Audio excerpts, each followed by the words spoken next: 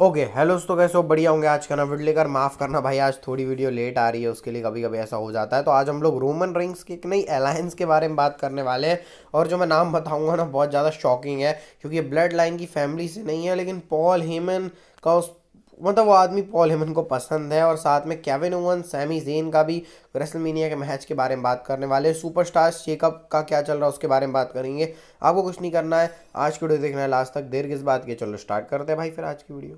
तो भाई स्वागत है आपका। सबसे पहले तो स्टार्ट ही कर लेते हम लोग ये डब्ल्यू के सुपरस्टार शेकअप के बारे में। ये क्या चल रहा है डब्ल्यू का, ये मतलब ड्राफ्ट टाइप का ये चल क्या रहा है, इसके बारे में डिटेल में बात करते हैं। तो डब्ल्यू अभी ये विंडो ओपन कर रही है, जिसको उन्होंने ट्रेडिंग विंडो नाम दिया। वही सुपरस्टारशिप कप ट्रेडिंग विंडो। वो बात एक ही है, इसमें वो सुपरस्टार्स को ट्रेड करेंगे इधर से उधर। Judgement day and Drew McIntyre का रूमर आ रहा है कि ये स्मैकडाउन में जाने वाले हैं, और Roman Reigns and blood line raw में जाने वाली है। इसके भी रूमर्स आ रहे हैं। तो कुछ कुछ डब्ल्यू चेंज करने वाली, क्योंकि रॉ नेटफ्लिक्स पे जा रहा है भाई, और नेटफ्लिक्स के साथ तगड़ी डील डब्ल्यू को मिली है, तो उसका उनको देना पड़ेगा ना बदले में। तो इसलिए ब्लड लाइन और ये सारे जो ब्लड लाइन का ही मेजर नाम आ रहा है, ये जो चीज़ें हैं ये सब रॉ में जाने वाले हैं, और ड्रू और जजमेंट डे स्मैकडाउन में जाएंगे, क्योंकि दोनों ब्रांड को बैलेंस भी रखना है डब्ल्यू को, सारी स्टोर लाइन भी चलाना है। बस दिक्कत एक ही चीज़ है भाई, कहीं ऐसा ना हो जाए कि रॉ ज़्यादा बेहतर हो गया स्मैकडाउन। मतलब ऐसा हो गया ना, पहले रॉ की डोमिनेंस चलती थी आज से 2017-18 के आसपास, फिर स्मैकडाउन की डोमिनेंस आई। अब जो है अभी मेरे को ऐसा लग रहा है 6-7 महीने से कि दोनों जो ब्रांड है वो एक जैसे ही चल रहे हैं, चाहे रॉ देखो चाहे स्मैकडाउन देखो। लेकिन ऐसा ना हो जाए कि रॉ तगड़ी जा रही है, स्मैकडाउन बस ऐसा लुल सा शो जा रहा है। डब्ल्यू को दोनों में इक्वल स्टार पावर रखनी पड़ेगी। तो उस तरीके से हमने गुंथर देखा आज स्मैकडाउन के ऊपर। तो ये सारी चीज़ें डब्ल्यू करने वाली है अभी, क्योंकि नेटफ्लिक्स वाला जो मूव है उसके चक्कर में। बाकी कोई ऐसा मेजर नहीं होने वाला, माइनर होगा, लेकिन लगे हाँ तो मेजर भी हो जाएगा, क्योंकि ब्लड लाइन का पूरा शिफ्ट मंडे नाइट रॉ के ऊपर, ड्रू और जजमेंट डे स्मैकडाउन में, तो बहुत बड़ी चीज़ हो जाएगी। देखते हैं किस तरीके से डब्ल्यू इसको करती है। बाकी इंटरेस्टिंग तो होगा भाई। अब जरा हम बात कर लेते हैं कुछ इंजरीज के बारे में। जिमी ऊसो का तो मैंने आपको बताया था, उनकी रिप्स में इंजरी हो गई है। टांगा लोहा को भी इंजरी हो गई है, आप ये देख सकते हो उनके लेफ्ट हैंड में, वो भी आउट है। इसके बाद ब्रोनसन रीड का भी जो फुट है वो भी इंजर्ड हो गया। तो ये सब आप एक्सरेस के थ्रू देख सकते हो। इनका टाइमलाइन कुछ पता नहीं है, लेकिन अब इंजरी हो गई है इनको, तो कुछ इफेक्ट हो सकता है ब्लड लाइन की स्टोर लाइन में से। टांगा लोहा को नहीं, लेकिन वहाँ से जो ब्रोनसन रीड गए उसका भी ज़्यादा फर्क नहीं पड़ेगा। लेकिन जिमी ऊसो भी इंजर हुए हैं भाई, तो कब तक ठीक होते हैं मैं चाह रहा हूँ रेसलमेनिया के पहले ठीक हो जाए भाई, आराम से रिकवरी मिल जाए। तो एक नया सुपरस्टार जो है वो डब्ल्यू में आ सकता है। इनका नाम पैट्रिक है, और बहुत बड़ा सा नाम है, पैट्रिक एल मो, बहुत 3-4 से कुछ बड़ा नाम है पैट्रिक इनका।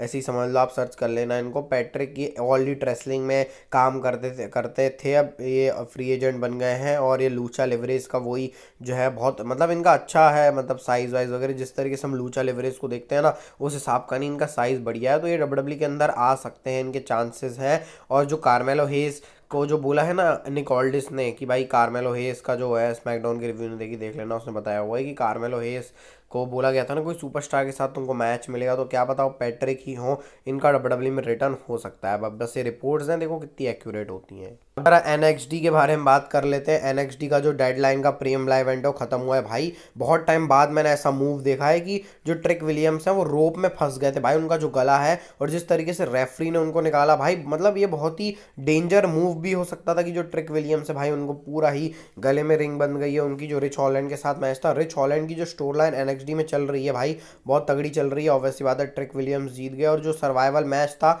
विमेंस वाला, ग्यूलिया जीती हैं, और जो मेंस वाला है उसको ओबा फैमी जीते हैं। तो ओबा फैमी मेंस वाला जीत गए, और वहां से ग्यूलिया विमेंस वाला जीत गए। तो एनएक्सडी का डेडलाइन ऐसे खत्म होता है। तो अच्छा शो था भाई, एनएक्सडी भी जो है वो अपनी ग्रोथ पे लगा हुआ है भाई। एक और अंदर की बात डब्ल्यू की हमको पता चली है न्यू डे के बारे में। तो ओडीन जोन्स, जिनके बारे में मैंने आपको बताया था कि पता नहीं कुछ उनके कारनामे या कुछ हो गया था, डब्ल्यू ने उनको फायर कर दिया है।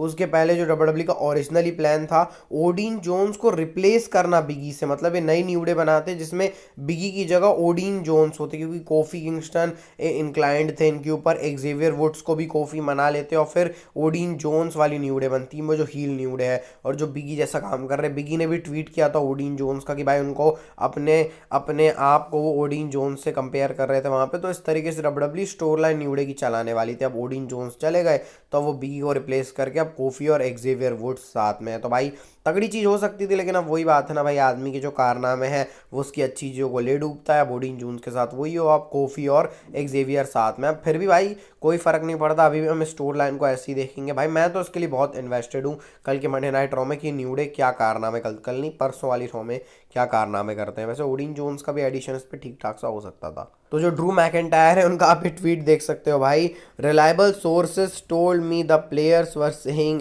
B he little old to be a make a wish kid. तो ऐसे करके ड्रू मैकेंटायर ने लिखा हुआ है। अब इसको सोचने में ही थोड़ा टाइम लग गया, और फोटो पे जो वो ये जे ऊसो और सैमी ज़ेन का जो कहीं 12 बिग कोई फुटबॉल गेम है वहाँ पर गए हुए थे, उसके रिगार्डिंग सबसे पहले तो भाई उन्होंने जो सोर्सेज हैं उन्हें पेल दिया कि जो फाइटफुल वगैरह सोर्स है, पर एज पर फाइटफुल भी लिखा हुआ है कि जो रिलायबल सोर्स है उनकी तरफ से। और जो मेक अ विश वाला प्रोग्राम रहता है डब्ल्यूडब्ल्यू का, वहाँ से भी पेल दिया कि भाई सैमी जेन और जे ऊसो वही अपने फुटबॉल गेम देखने के लिए आए हुए हैं डब्ल्यूडब्ल्यू के मेक अ विश के थ्रू। तो भाई ड्रू मैकेंटायर का जो ये अवतार है देख के अच्छा लग रहा है भाई। जो सोशल मीडिया का गेम है वो तो आप कर ही लिया है ड्रू मैकेंटायर ने। अब बात कर रहे थे हम लोग एक और पॉसिबल रेसलमेनिया 41 के मैच से, जो कि Kevin Owens versus Sami Zayn का होने वाला है। बहुत टाइम इनकी स्टोर लाइन चल चुकी है, लेकिन इस बार फ़र्क इतना रहेगा कि केविन ओवंस हील रहेंगे, सैमी ज़ेन एक बेबी फेस रहेंगे। बहुत तरीके से इनकी स्टोर लाइन हो चुकी है। वैसे Kevin Owens heel, Sami Zayn face से NXT की तरफ चली आ रही है, मतलब इनकी हिस्ट्री बहुत तगड़ी है भाई। और अब इस बार डब्ल्यूडब्ल्यू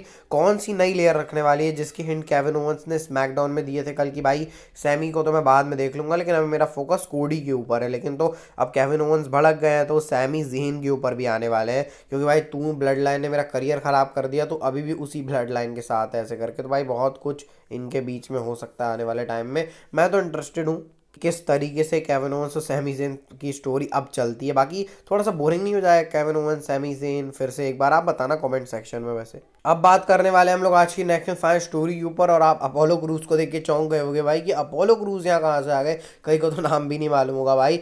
तो ये मैं बता देता हूँ कि आज की नेक्स्ट फाइव स्टोरी है कि जो ब्लड लाइन में मेंबर ज्वाइन होने वाले हैं वो और कोई नहीं अपोलो क्रूज है। अब कैसे होने वाले हैं भाई, क्योंकि आपको पता ही है कि जो स्मैकडाउन का शो था वहाँ पर सोलो सिकोआ ने अपोलो क्रूज के ऊपर अटैक किया था अपनी दादागिरी दिखाने के लिए। और अपोलो क्रूज अब यहाँ कैसे आ गए, तो इसकी स्टोरी बता दूँ। पॉल हेमन अपोलो क्रूज को बहुत रेट करते हैं कि भाई अपोलो क्रूज बहुत तगड़ा बंदा है, ऐसा वैसा। इसके बाद अपोलो, जब पॉल हेमन एग्जीक्यूटिव ऑफिसर थे डब्ल्यूडब्ल्यू के, तब अपोलो क्रूज को उन्होंने यूनाइटेड स्टेट चैंपियनशिप और इंटरकॉन्टिनेंटल चैंपियनशिप दी थी। और अपोलो क्रूज को उन्होंने वो गिमिक भी दिया था वो नाइजीरियन वाला। तो इस तरीके से आ सकते हैं। और सोलो सिकोआ और अपोलो क्रूज का भी NXT में जो सेगमेंट था, जो सोलो सिकोआ पहली बार आए थे तो अपोलो क्रूज को ही लेके आए थे। और सबसे बड़ी चीज, रोमन रिंग्स और अपोलो क्रूज का सेगमेंट भी हो चुका है डब्ल्यूडब्ल्यू में। तो भाई इस तरीके से अपोलो क्रूज आ सकते हैं। बाकी सैमी ज़ेन, मतलब जिस तरीके से अपोलो क्रूज और रोमन रिंग्स एक दूसरे से बात किए थे, वैसे ही सैमी ज़ेन और जो रोमन रिंग्स है उनका भी हुआ था, लेकिन सैमी ज़ेन वो आगे चले गए, अपोलो क्रूज की स्टोर लाइन नहीं हुई। तो पॉसिबली डब्ल्यूडब्ल्यू